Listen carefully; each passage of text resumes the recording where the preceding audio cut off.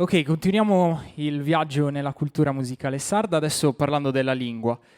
La lingua sarda è stata utilizzata all'interno delle musiche popolari sin dalle sue origini, prima con le poesie e successivamente con i canti. Tra le diverse partizioni della lingua, il sardo logudorese, originario della regione del Logudoro, nella parte centro-settentrionale della Sardegna, si è sempre distinto però per essere quello di maggior prestigio, la partizione di maggior prestigio. Dunque, di conseguenza, quella più utilizzata da cantautori e artisti. Uno dei momenti più rappresentativi della storia in lingua sarda, secondo me, è stata la partecipazione al Festival di Sanremo dei Tazenda nel 1992 con il brano Pizzino senza guerra, Bambini in guerra. Questo brano è un brano in logudorese che un po' dimostra come il sardo sia una lingua foneticamente perfetta, che si può sposare con qualunque tipo di influenza musicale. Bambini in guerra, figli di un mondo che non trova pace. Significato che purtroppo ancora oggi è troppo attuale. Buon ascolto.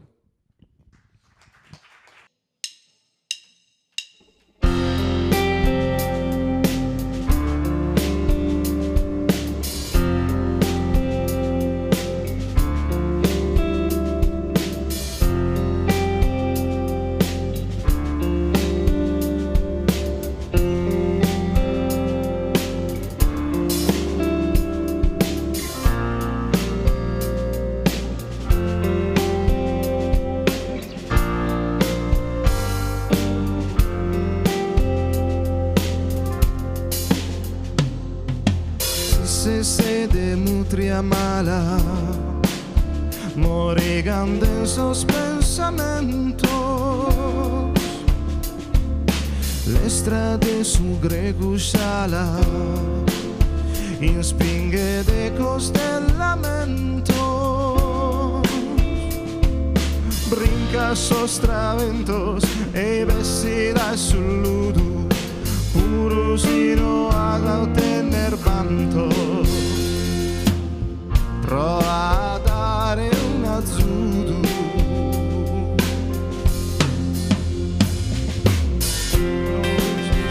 estas movidas, las apurusas peadas, esa tristeza como es diluida e de realidad andada. Aranzos y pocas sospicitos a samurai sarena, sezidos, fusileros sin zapara pedras sin saber durar. Y soso querer una terra, pizzino sin guerra. Su destino un susistedo, Vale su brazo spise es domen de aventre aquel. Tue brigas ostraventos e vestida sul ludo, puro sin horas a ottener tantos. Provas a dare un azzudo,